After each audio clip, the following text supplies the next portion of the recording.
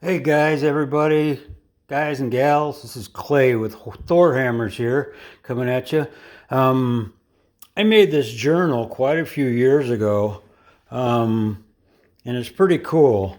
Uh, I've had a lot of people asking me how I did it, so I'm gonna show you this one. This one I did. It's the life of me, and basically it's all this parchment paper that I did. And what I did is I actually bound it, and I've been writing in it, as you can see, for quite a bit here. I started doing it on the computer, and then I changed my mind and just started writing in it. As you can see, I started it on the computer. And then I just simply burned the edges, but I actually bound it myself before I really knew how to do things. So I'm going to do another one, and I'm going to do it again. And this is the way I'm going to do it. I'm going to do it with tea stained, coffee stained paper this time. Is what I'm doing. So I'm making the paper right now. So I'm going to show you how I'm doing that paper. This is regular, just printer paper. And what I've done is I take it and I just crunch it up into a little ball here. And you have to forgive the camera work because I'm going to try to do this with one hand. And I simply just take the paper and I'll spread it out.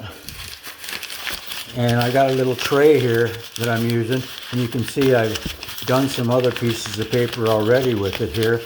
And I've got a few pieces that I've got drying already. I've got them laid out, and I've got them all drying. So this is the way I do it here. I'm gonna lay it out for you and show you how I do it. I simply lay it down in there, get it down in there, get it kind of centered. Like I said, forgive the camera work. I'm trying to do this with one hand, which normally I take two hands. But anyway, I lay it down in there. And then this is simply a mixture of coffee and water. Now you can use tea, you can use actually Coke, you can use whatever you want. Anything will work. So I just take it and I just kind of splotch it around on there, kind of get it wet. That'll work. Okay, like that. And then what's the important part is you got your little knife there. I got my little knife here. The important part is to get the edges. So this is some excess paper I've already scraped off. So I'm just going around and getting the edges wet with it here. Okay, because you want to really make sure that the edges are wet. And you'll see why, obviously, in just a second. So get those edges nice and wet. And then you just take your knife and you go along and you just start scraping that edge. Okay? Just scrape that edge until it starts to peel off there a little bit. Okay? Get that. I'll try to be quick about this one. It's moving on me. And like I said, I'm one hand in this thing, so bear with me. Okay. And get down here to the edge. And then, because I'm left-handed, I'll turn it around here a little bit. And it comes off fairly simple, and there's no rhyme or reason to it. You just start scraping on it until you like it. Don't scrape back too far, because you don't want to go back too far on it. Now you notice I'm only scraping 3 sides of it. That's because I want to leave this side, because that's the side I'm going to bind to. So I'm only scraping 3 sides on it. Then I take it and I'll pick it up and shake it off a little bit.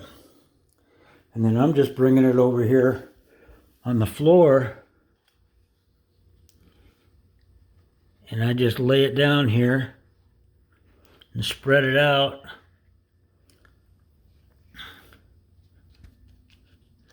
and let it dry. But what I've got is, I've got some leaded coffee here. And what I do is, you see some of this dry spots I've got on it?